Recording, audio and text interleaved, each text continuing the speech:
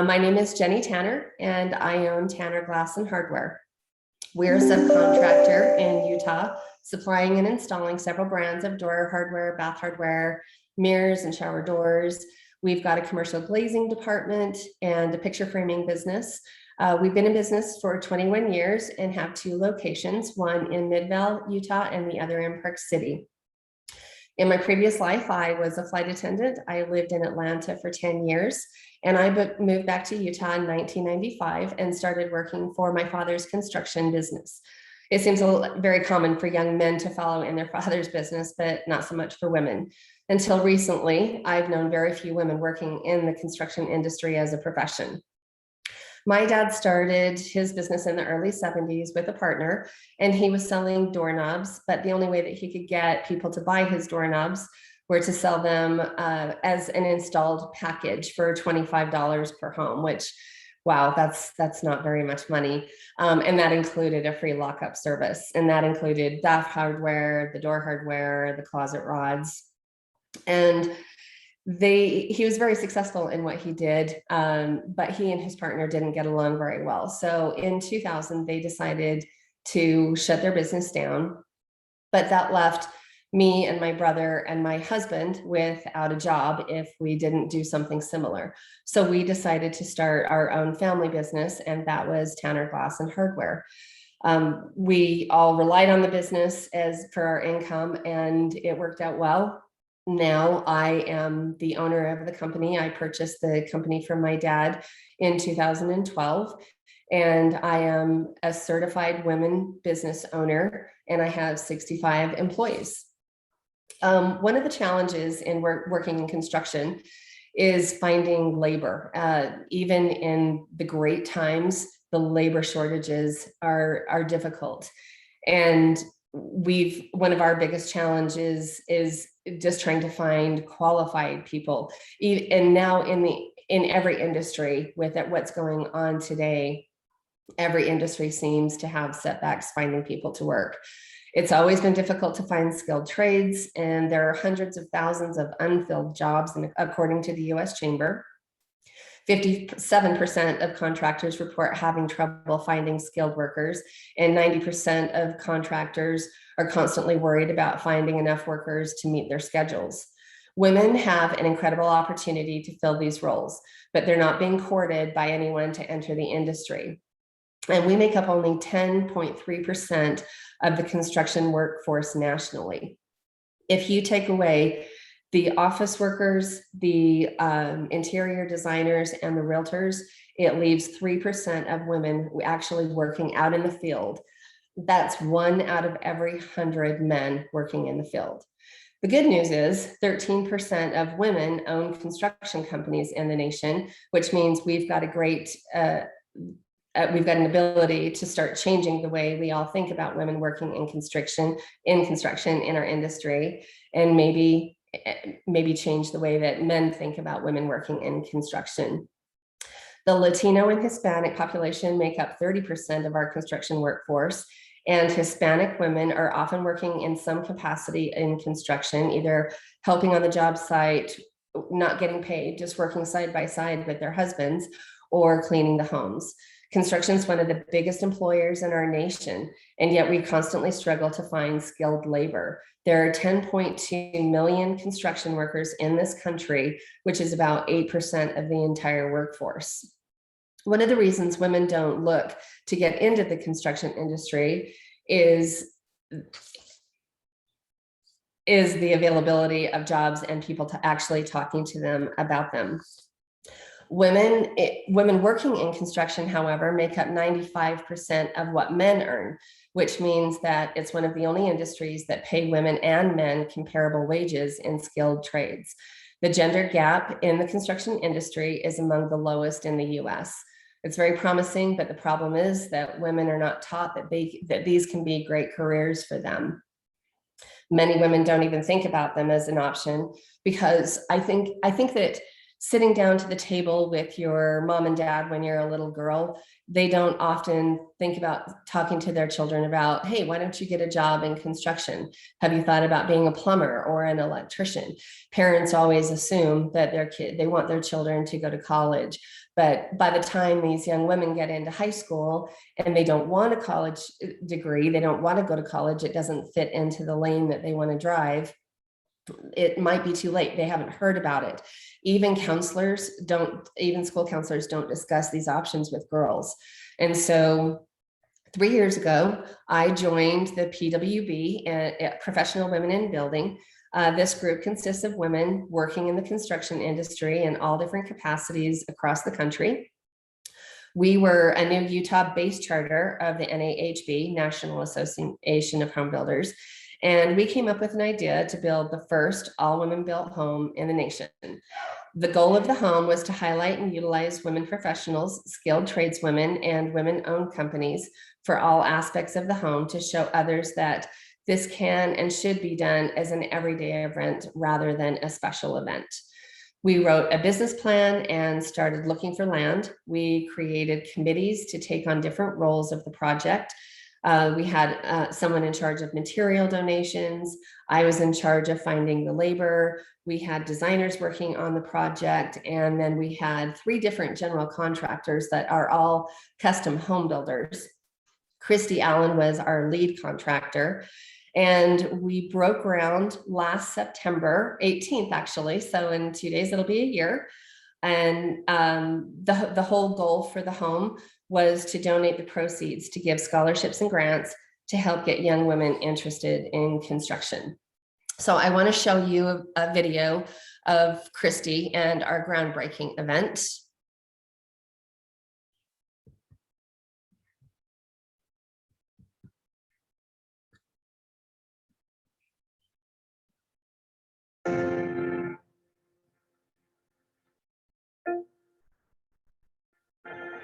What is our message? What is our purpose behind this project? And we didn't want it to be about high heels and pink hammers, because frankly, that's really just not us.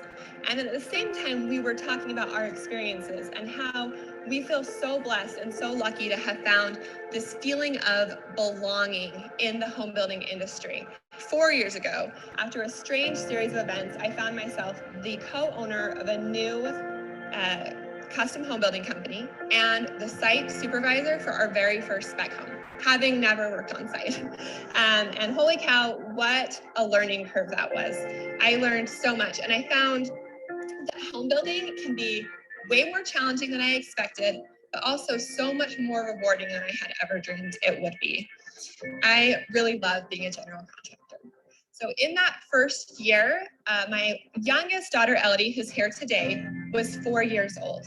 And so she came along with me a lot on site. She wasn't in school yet. And so she would come along, get dragged along with me on construction. And I remember specifically one day I pulled up to the house that I was building and she was in the back seat and she said to me, she said, "Mom, when I'm older, will you teach me how to build homes?" And honestly, like I am now, I totally teared up because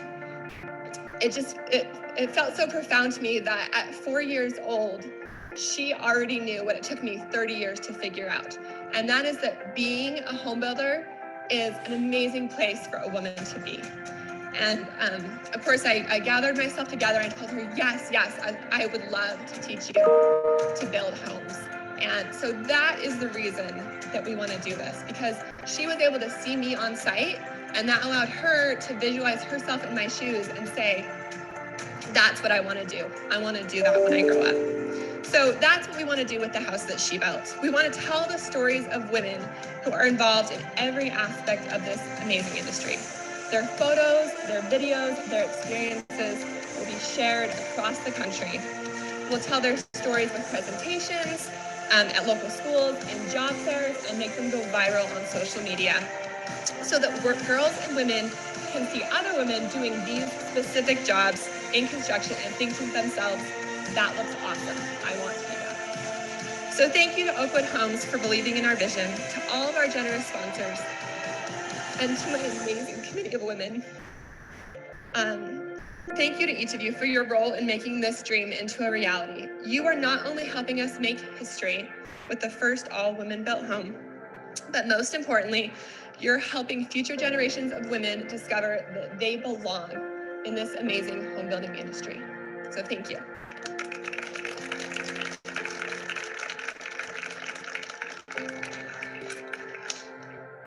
Christy was very inspiring, a very inspiring leader to all of us. She had the experience, the knowledge that we needed to move the project along, and especially with all the obvious problems that we all knew that we were going to have. So the planning of the home took 2 years of meeting every month and getting everybody involved in it. And then the actual build took 9 months. Like I said, we broke ground on September 18th and we were done in May, first week of May. We had committed to enter the Utah Valley Parade of Homes. And so that meant it absolutely had to be done. So my role was in charge of finding the labor, and the goal was to have all of the labor be volunteer. So we would have more money for all of the scholarships and grants. We had to pull women in from all over the country because there are just not enough women to complete a project like this in one singular market. I struggled to find even the most obvious and simplest of trades. I stalked a local plumbing company. I had called several times and left messages. I heard that they had a couple of women that were plumbers. And I called, I left messages, I told the story to everybody that answered the phone. I was very passionate about this project and I really believed in it. And so I thought everyone else should believe in it too. And they thought that this was great and we're going to leave a message, we're going to have them call you. And these women never called me. And so I decided that I was going to go down to their plumbing company. I went there for 2 mornings in a row. And I waited for these women to come out and load their trucks, and I never found them. And I would talk to the other plumbers that were loading their trucks and, oh, they've already left for the day, but I'll make sure and give them a message. And unfortunately, that didn't work out for us. We weren't able to get these 2 women. And so I started to get frustrated thinking, wow, is this ever going to really happen? Same thing happened. I was calling a local union, that the electrician and the plumbers union. I was telling my story to these gentlemen that were in charge, and they thought it was the coolest thing. And yeah, we're going to get these women involved. We think it's great.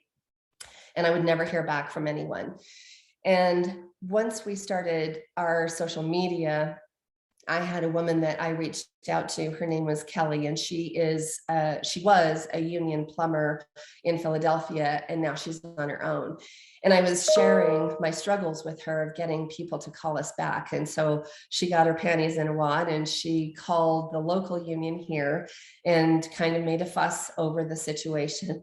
And we ended up having a sub rough plumber work for us, as well as an electrician. So that worked out for me. I found that there was an HVAC lady that worked for a local company, and I called and I spoke with the owner, and he was not having it. He said she's not going to work for free and she can't take time off and I'm too busy. And I told him, I said, I don't want her to work for free. I want you to pay her and donate her time to us so that she can help us with this. I promised him that there would be lots of social media posts, that he'd get a lot of free marketing and advertising. And it took a couple of weeks to convince him, but he did. And so Mariah ended up helping us with the HVAC. We did have to pay 2 trades. There are 2 women that work in Bozeman, Montana doing drywall. They're called Those Drywall Chicks on Instagram. They're 28-year-old twins. They took over their father's drywall business. They're very successful. They just felt like they couldn't leave their business and not make money for the week that they were going to be here. So we, as a committee, decided that we would pay them. And they did a great job. They came in for a week, they knocked it out, and they were gone. And they did a wonderful job. This is definitely their profession, and we had no problems with their work. The other lady that we hired, her name is Adela, and Adela is hearing impaired, and she owns an exteriors company. She is originally from Mexico, and her father was a contractor living in Las Vegas, and she was going to college and she was going to be an architect, and she changed and decided that she wanted to be a contractor. So we hired her, and she had both men and women working on her crew. So one of the things we decided to do was we had to get some social media pages going. So we created a social media page on Instagram, Facebook, and LinkedIn, and they're all called The House That She Built. And then we started following tradeswomen of Instagram, and that connected us with a lot of women from out of state. We brought women in from Maine, from Georgia, from Washington, from Oregon. And I ended up flying these women in and paying for their flights with my American Express points. We put them up in hotels. We paid for their meals 3 times a day. We took them out and had social activities with them. We really wanted to have them bond with each other and have them get to know us and understand what this project was, rather than just going to work every day and then going back to a hotel and sitting in their hotel each night. And the 2 ladies that did the tile, Abby is from Bend, Oregon, and she's called the local tile chick, and Maria from Washington. They actually stayed for 2 weeks. They wanted for us to get the tile done. They didn't want to leave the house and not get it done. So they actually ended up staying for 2 weeks and volunteering their time. However, there were times when we knew that we would be faced with not being able to find women that worked in a particular trade. And so when we were in the pre-construction planning stages, we had made it part of our business plan that if we couldn't find a woman to work in, to actually do the work, that we would hire a woman-owned business. And that happened right out of the gate with our fittings and foundations. So we did find a woman-owned business, and the guys that she sent were so gracious with us. They helped us. They taught us how to tie rebar. We set forms with them, and we poured the concrete. And we wanted the project to be authentic. And so anytime we were unable to find a woman that actually was a skilled trade, we hired a woman-owned business and worked side by side with the men. One of the major challenges we experienced was matching the labor with material. A lot of times when people go out on the job site, they either are bringing the materials with them, or they know they've seen the plans, they've walked the house, they know what they're doing, they know what the materials are. But because we were getting the materials donated from one company, and then these women were coming in from all over, that it was hard to try to get them adjusted to what this product was.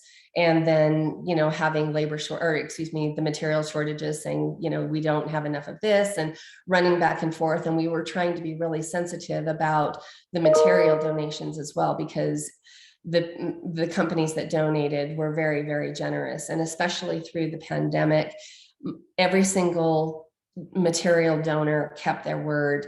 We had solicited them at the International Builder Show in 2019. And that's where most of them made their commitments to help us and donate the materials. So when it was time for us to choose the land, I have been in business for 21 years, and I have really strong relationships around Salt Lake City. And so I started making presentations to a lot of the builders, and I just kept getting shut down. And I started taking it personally after a while. I just don't think that these builders felt like we could get it off the ground, and if we did get it off the ground, were we going to be able to complete it without their help? But the one builder that really did help us was Oakwood Homes, and they're actually based out of Denver. They build St. Jude homes in Denver, and they definitely are a philanthropic company. And they were very excited about this project and didn't hesitate, said yes right off the bat. So they've been a really great partner to work for and to work with. We chose one of the lots in their Wander community, which is down in Saratoga Springs. And one of their requirements was that the house needed to look similar to the other houses in the community. And so we picked out a plan, and we were able to change all of the inside of the house. They didn't care what the inside looked like, but they wanted the exterior to be very similar. So we made it our own, but it does blend with the rest of their community. The house is 3,200 square feet, including a finished basement. It was based on their original plan, and it's centered on functionality for a family. The upstairs has a large kids workstation, which was designed even before the pandemic. The laundry is also upstairs with the bedrooms where it should be, instead of downstairs by the garage. The downstairs has a kids reading and playroom with a flex room for an office or a gym. And I would like to show you some pictures of the house.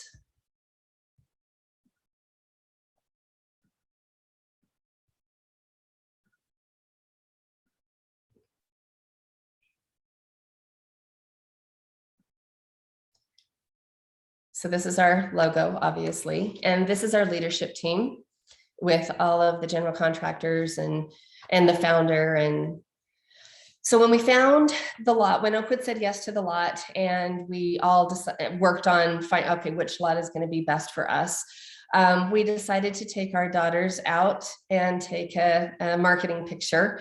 And so these are my daughters right here, and all of these little girls are daughters of all the women that worked on the home. These are a few of the very, very generous material donors. Builders First Source and Premier Building Solutions donated 100% of the lumber. We did not pay for one stick of lumber. And I'm sure all of you realize what a big deal that is, especially with what's going on, what has been going on with the lumber industry. Train donated 100% of all the HVAC. AMSCO donated all of the windows. Stanley and Stabila were great partners with tools. They were always sending us tools to give out to these ladies. Little Giant actually came out and had a day where they did their own marketing. They gave us quite a few of their Little Giant ladders, and they had their own media out there. So it was really very nice of everyone to donate what they did. These are some of the women. So this is when we started excavating. I was quite surprised to find so many women having their CDL license. It was one thing we never struggled with. It was pretty cool that there were so many women. This is Emily. She's the one that I told you about that came from the union. She was our sub-rough plumber. And here is where we were tying the rebar. All of the gravel was donated. All of the cement was donated. And so here's us scraping out the gravel. Here's Adela. She's the one that I told you is hearing impaired, and she was our exteriors general contractor. PBS builds their framing into panel framing, which was kind of a challenge for us because the three general contractors had always done stick framing, and so they were not used to this. So when it came to framing the house, we were challenged a little bit. But these ladies down in the yellow coats, they're the ones that build the panel framing at the PBS factory. And they had never been out on site to actually install and witness the installation of what they do. So we invited them. We thought it would be great for them to come out and help us frame this house.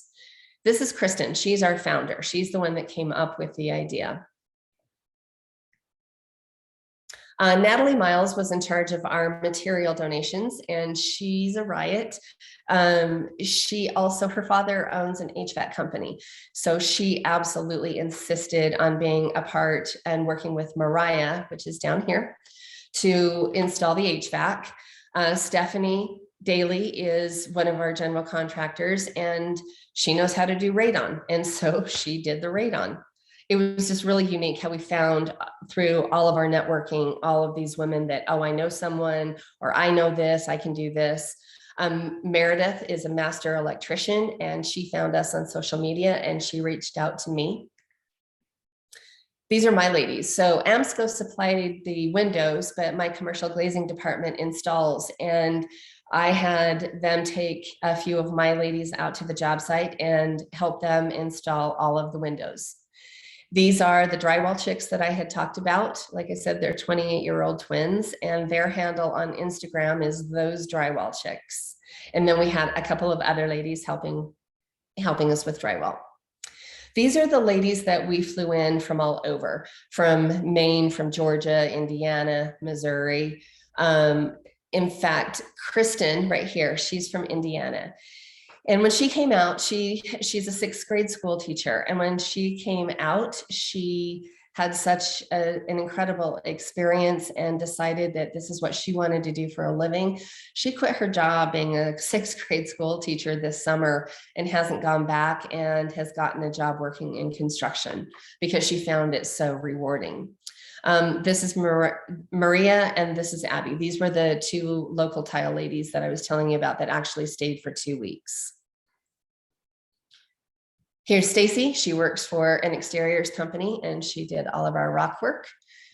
Karen did all of the painting, 100% of the painting, interior and exterior. And she was 7 months pregnant at the time. And I, being a mama bear, did not love having her up on that ladder, but I guess that's what she does every day. These 2 young women right here, Lance owns a decking company and he brought his daughters out. He's got 12-year-old twins and a 14-year-old daughter. And he made them build our deck. He told them what to do, but he made them measure, cut, and install every single piece of subflooring and the Trex that went on. So we had 2 12-year-olds and a 14-year-old build our deck, and it turned out absolutely beautiful. Here's Natalie again. She did all of the thin brick in the house, and we, Kristen and I grouted it, and my fingers were bloody afterwards. But now I know how to grout thin brick. Here's Karen again. This mural right here in the basement is hand painted. And then over here, these ladies are mine. They installed all of the doorknobs. Baldwin donated their estate collection doorknobs. They're like $150 to $200 each, and it was very generous of them. Inspired Closets came and did the closets. Halifax ladies came and installed all of the carpet. And this is what the house looks like now. My friend owns a garage door company, and she not only donated the garage door, but she had her ladies come out and install. This is what the inside of the home looks like. We had 5 designers that worked on the home. They worked very cohesively with each other. Allison Campbell was in charge of the main floor. We have a lot of natural light in this home. It's very open and airy and feels really comfortable and homey. This is the workstation I was telling you about upstairs, and these treads, every other stair is tiled. And this is the primary suite. My ladies did the mirrors and the showers and the door hardware, the cabinet hardware, and the bath hardware. And you can see this is a spa shower that has the tub inside. And this is the basement.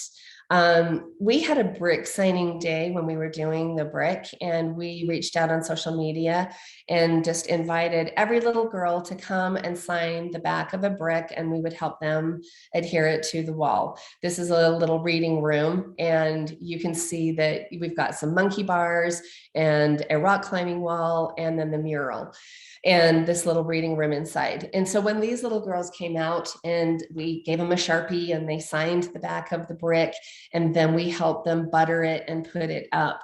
It was such a rewarding day for all of us. And these little girls felt so empowered by this, and they were so excited.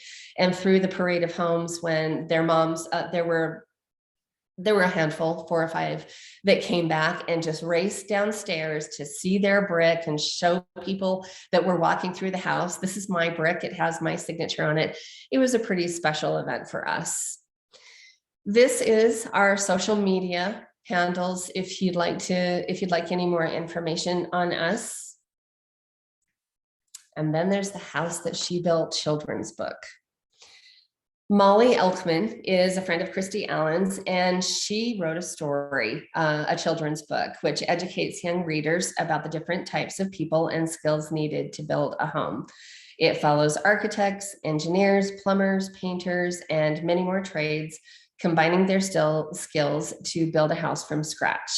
The book aims to highlight and utilize the skills of tradeswomen and women-owned companies. Our project has shed a light on a lack of women in construction.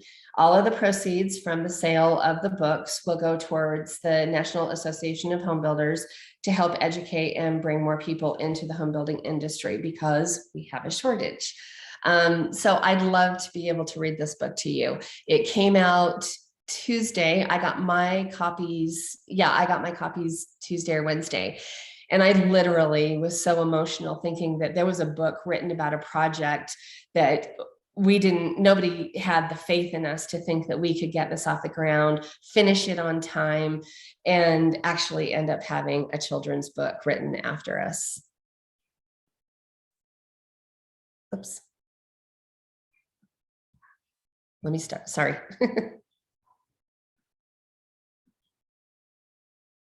Maybe.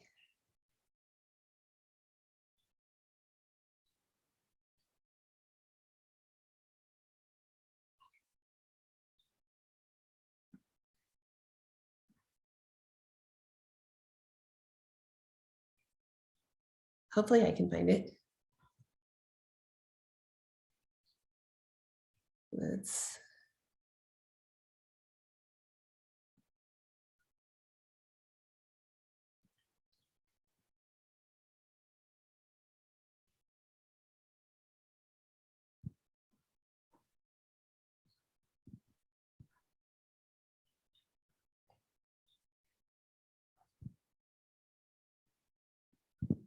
And hey, this is Cooper from the AV team. Let me know if you have any questions. Okay, I'm just trying to share the right screen. I'm just trying to share the right screen. So okay, perfect. Sorry about this. No worries, not good. Go ahead and put it in presenter. Like, go ahead and click present on PowerPoint. And then when you show your screen after that, you should have the opportunity to select that window, which is the full presentation, not the. There it is. Perfect. Yay. Sorry, guys. I'm challenged technically.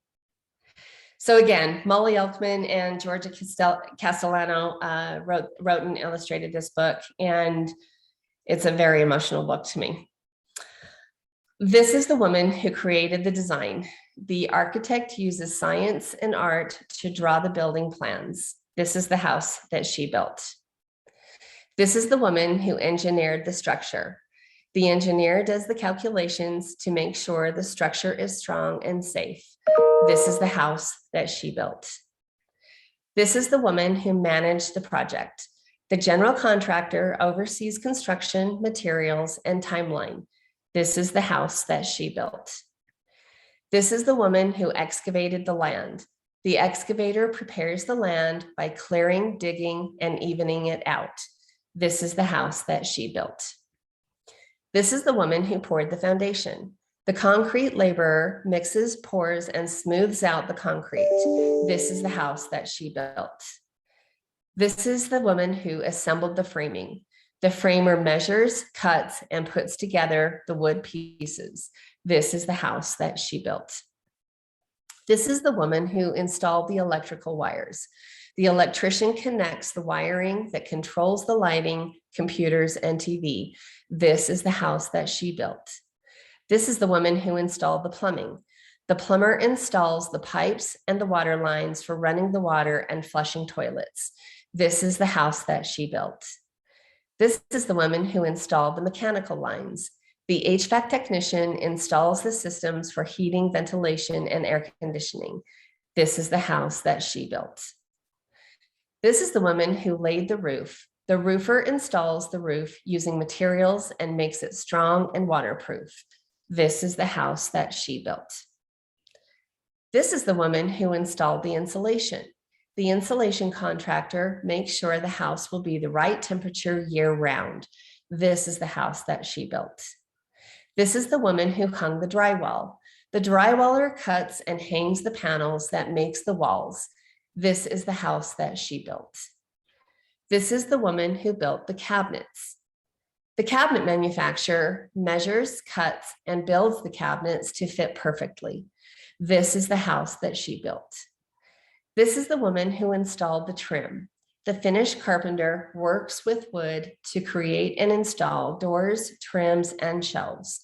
This is the house that she built. This is the woman who laid the tile. The tiler places and secures the tiles that protect and decorate the walls and floors. This is the house that she built. This is the woman who painted the walls.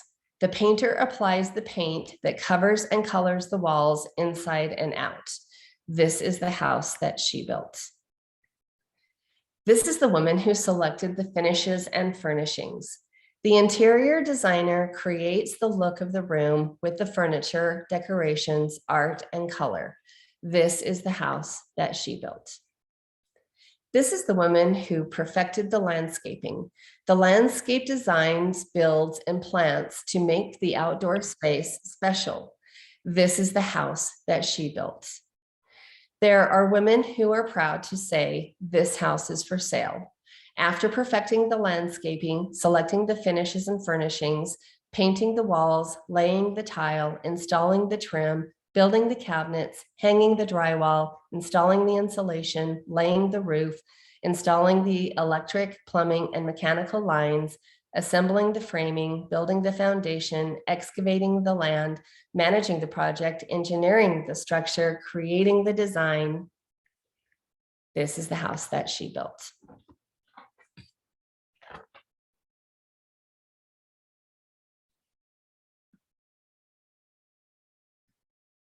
Am I here? Yep. Okay, okay. I can't see myself anymore. So to all our critics who, to their surprise, we finished the house on time and spending just over $200,000, which included the lot. We are selling the home right now. We are going to close the bidding tomorrow. The home is for sale for $600,000. And that includes the landscape that's completely done and all of the fencing around the homes. We had a VIP event, several National Association of Home Builders VIPs came, the president and executive teams from the National PWB members flew in. The president of the Home Builders Institute flew in, our lieutenant governor came, and one of our congressmen came. And so it was a really big deal here in Utah. There was a lot of media around it. We all did interviews. Well, I didn't do a lot of interviews because I'm not great in front of a camera, but a lot of these other women did interviews, and it turned out to be such an important project in our state and in our home building industry. So, and especially with the book, the book is so important to us, and we're going to be taught. We have already spoken to a lot of school districts. We want to get in front of these young women at an early age. And we've talked to a lot of school districts. We've talked to some colleges. We've talked to tech colleges and pretty much anybody who will listen to us to get the word out about the need for women working in construction. So the proceeds on the sale of the home, 60% will go towards scholarships and grants to help women get that education in any kind of a trade. And the grants are, we added grants to it because we felt like there are women that may need babysitters or need gas money to be able to get to school. They might not need the scholarship, but maybe they need tools. And so we're working with with Stabila and Makita and Stanley and asking them to please donate tools so that we can put tool packages together to give to these women once they graduate from whatever trade they're trying to get their degree in. And so 20% of the proceeds will go towards education and perhaps a future project. And then the other 20% will go towards several domestic charities that we're putting together right now. I told you where the proceeds will go. And So we built this home to educate everybody in the construction industry that there is a place for women to work, making a good living, teaching a new generation that there are no longer traditional roles in the workplace, and to help eliminate the shortage of labor in our industry. That's the biggest goal here, is that there's always a labor shortage when times are good. And as I've discussed, it's been an ongoing problem for years. We are experiencing higher wages, which is great for the skilled trades, and it entices those wanting to better themselves in a new avenue. But we're not experiencing expansion. We're not getting new people into the workforce. Right now, the average wage of a laborer is $32.11, which is the highest recorded, and that equates to $67,000 a year for a 40-hour work week. We need more labor in our industry, and so we feel like women can definitely be a part of that. During the recession back in 2008, we lost 60% of our workforce, and they never returned. Now we're experiencing the pandemic and people not wanting to get vaccinated, and then people that are vaccinated not wanting to work side by side with people that are vaccinated, and then they're calling out sick. And that's putting a stress on getting jobs finished. And there are a lot of jobs getting canceled now because contractors just don't have the confidence that jobs are going to get done. And with product materials being delayed, that even adds more to it. So I appreciate you listening to my story about the house that she built. I will be the PWB president next year. I am planning out other projects for us to get involved in, and I'd love to hear from you on ideas that you feel we could achieve to increase our workforce. So thank you for listening to me. Thanks, Jenny.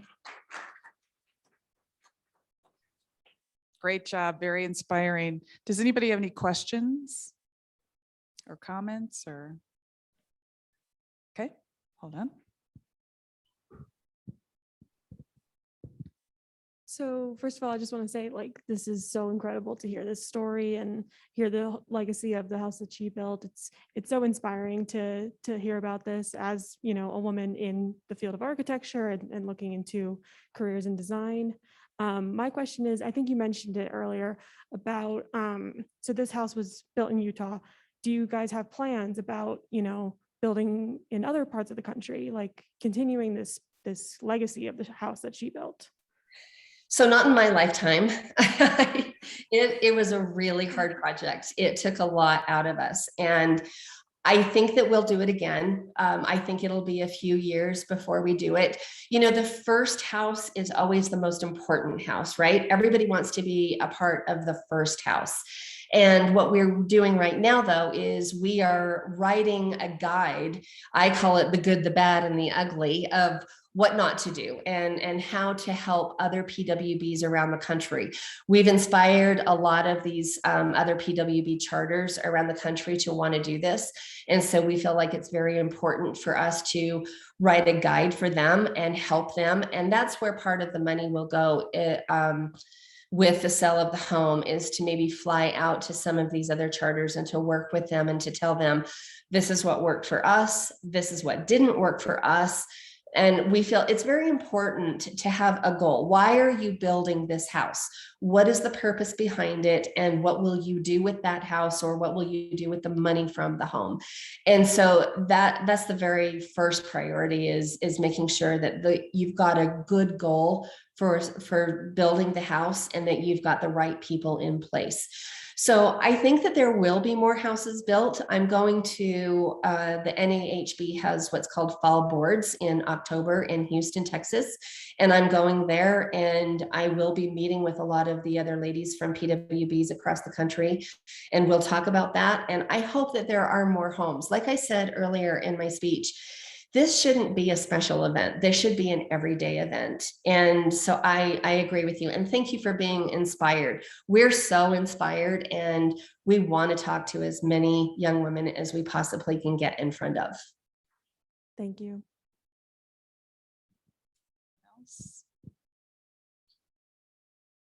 No. Hi, how are you? This is Bridget with Better Homes. Hey, Bridget, how are you? Hey, super passionate about women in business, obviously. Been in real estate 20 years, started at 19 years of age. You can do the math. Wow. Yep, from an uncle that was a builder, and he had me be the foreman on a job site, and I was hooked from that day on. So we also own a SIP manufacturing plant where we have hired our first 2 women in the warehouse. Yay. Yeah, that was like not something we've never seen, right? That there was an actual interest. And these women, sorry guys that are in the room, but they're running circles around these men, like performance wise, it is unbelievable. So with and I'm not been involved in professional women in building, super excited about getting involved in that. But with these programs and everything, all the educational, are you just training and developing people in the trades or on the executive administrative side of the construction and building, right? There's so many different aspects of building. So, I mean, what are you focused on when it comes to educating the women? So our focus is really on the trades. We feel like girls that want to get into construction management, typically they go through that 4-year program at a college.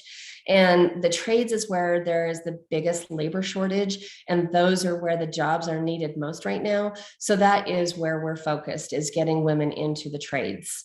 And I have to tell you, so I own Tanner Glass, and we sell and install mirrors and shower doors and doorknobs and bath accessories. And that is not a very labor intensive job. I mean, the shower glass can be sometimes with the euros being really heavy, but doorknobs are not very labor intensive. And it's been very disheartening to me that I have never had a woman apply for a job to install door hardware.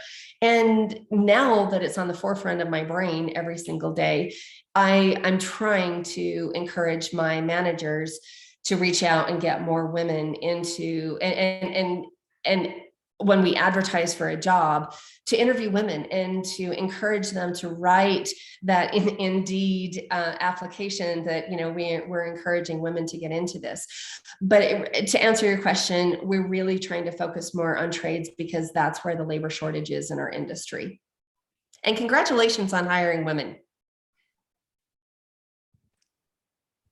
Thank you. Anybody, any other comments, questions?